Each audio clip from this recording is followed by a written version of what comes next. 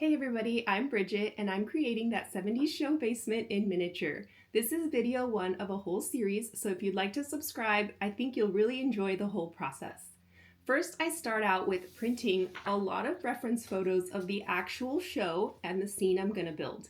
This helps me get a better idea of where the doors, windows, and props are going to go. As you can see here, it's quite a large scene. It's 17 inches square, but I'm trying my best to fit everything inside of this box. So let's get into the first stage of how I created the very first steps of this project. For the first steps, I'm going to find what I have laying around to create a box, like this piece of plexiglass for the front. We have 1/2 inch thick foam core from Hobby Lobby and a piece of basswood for the base. My wood shop is not completely set up, so I'm going to have to use whatever I can find in my craft room. This is a pretty large box. It's about 17 inches squared, and I need it this large because it's a pretty big basement.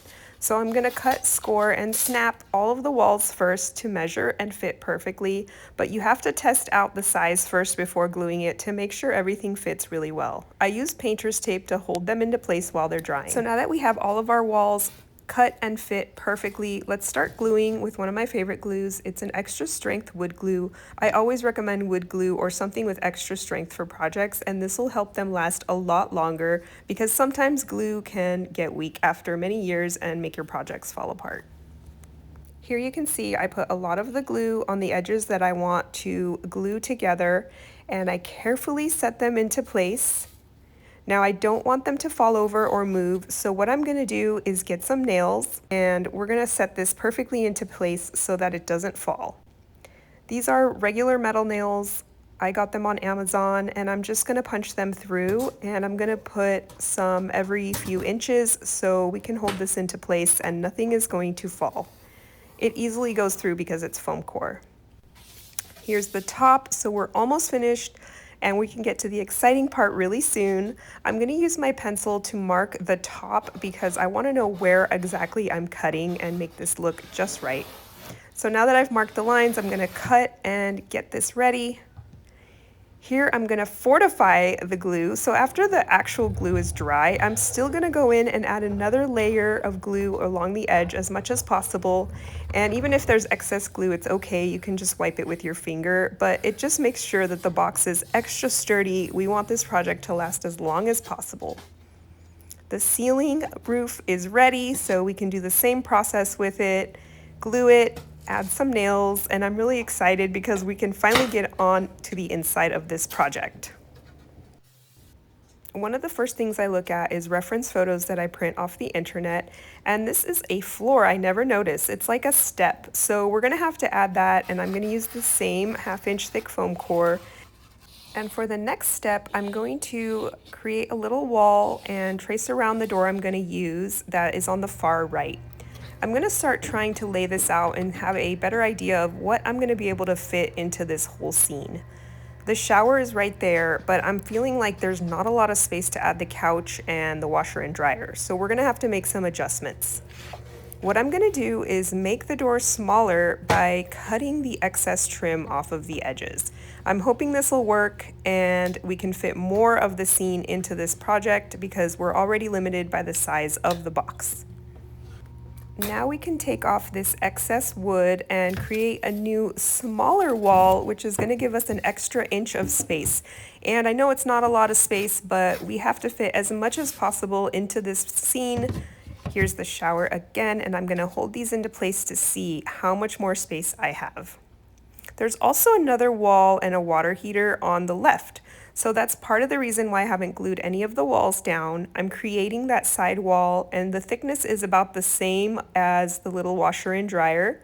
I'm going to use the glue technique with some nails.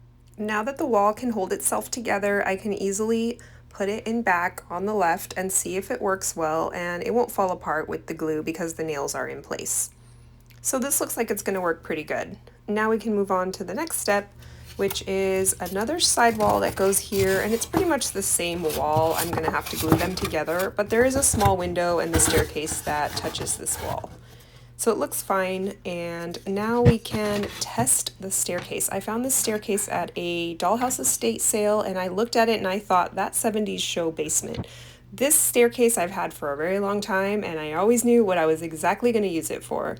So I need to count the amount of stairs that go up on the bottom and then left and right.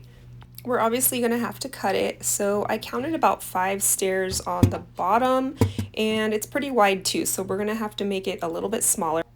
The Easy Cutter is one of my favorite tools. It cuts really well, but you have to use it for smaller pieces of wood. So I counted 5 stairs, and I'm going to give it a little bit of a cut right here. I didn't cut all the way through, so I can cut both sides evenly, and then I'll cut it through on the second time around. So I counted, I made sure we're at the 5 staircase mark, give it another cut, and it looks like after a few tries I got it just right and it came right off. Perfect. Now we can make this a little bit smaller, and the width, it's too wide, so I'm gonna take apart one of the sides carefully. Even though it broke, it's okay. It's wood. You can glue it back together with wood glue. Just let it completely cure overnight. Now we can start cutting and shrinking these stairs. They are way too wide for this room, so we're going to take off 3/4 of an inch, and the same thing, going to give them a little cut, a score, which means not cut all the way through. And I decided, because the wood is so thin, I'll just use my scissors and just carefully cut the extra pieces off, and that's going to work just fine. We'll carefully glue this whole bottom portion on and leave it to dry overnight. So we're back to looking at the staircase. We cut and measured the amount of steps, and this will be the top portion. I still think there's a couple more steps that I need to cut off, but we're getting a little bit closer. Here we have both parts. I'm gonna have to glue them together, and this was really tricky because I could not get them to dry at the perfect angle. So they fell over. Oh well, we're gonna have to figure out something else with the wood glue overnight. So what I did was make 2 little legs on each side and let this dry completely cured overnight so that the wood glue was really strong and nothing was gonna fall apart. Here we see that we have to do a cutout in the floor because it's not a straight line. So we can draw with our pencil and measure where we're going to cut this piece out. Now that my staircase is dry, it's really exciting because I can put it into place, and I'm going to add a little bit of wood glue because there seems to be this wood beam that goes straight down. So there is wood glue behind the beam, and I'm going to let it dry because that is the biggest thing. If you let something dry only a couple hours and then pick it up, it will fall apart.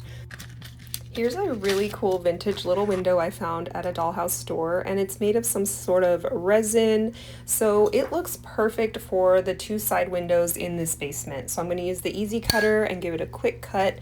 It cuts so easily, so well, and I think it's the material. It almost snapped right away. Perfect. So we're going to be able to make 2 windows out of this, so I'm going to save it, not throw it out, and add maybe a little piece of wood underneath this one that's missing the bottom.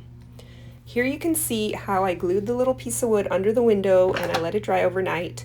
And now we can trace around the window to cut an opening, because you can see here there is a window going up the stairs on the left. So let's trace it and get it ready to cut with an X-Acto very carefully.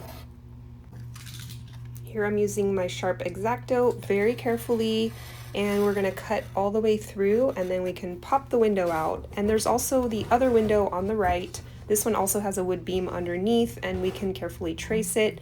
If you want to use a ruler to line it up perfectly, you can. I don't sometimes, but I still like the final result. You can trace it with a pencil, and if you don't like how it looks, you could trace it again if you feel like it's crooked, but I did anyways. And then we're going to cut very carefully. I think you can cut anything as long as you're careful, and then we'll pop it out, and we should be really close to finishing this portion of the video, and we can move on to electrical in part 2. Look how perfect that fits. I'm very excited about this project. So let's get a full view of what it's looking like. I think we're going to be able to make everything fit. It's a tall box, but it looks like we could do wood and rafters at the top. And we can see there's the hallway. There's a couple of doors down the hallway, but we kind of ran out of room, so we're only going to be able to do one. But anyways, we're going to move on, and make sure to subscribe because I'll show you part 2 and the next stages. It'll be so fun.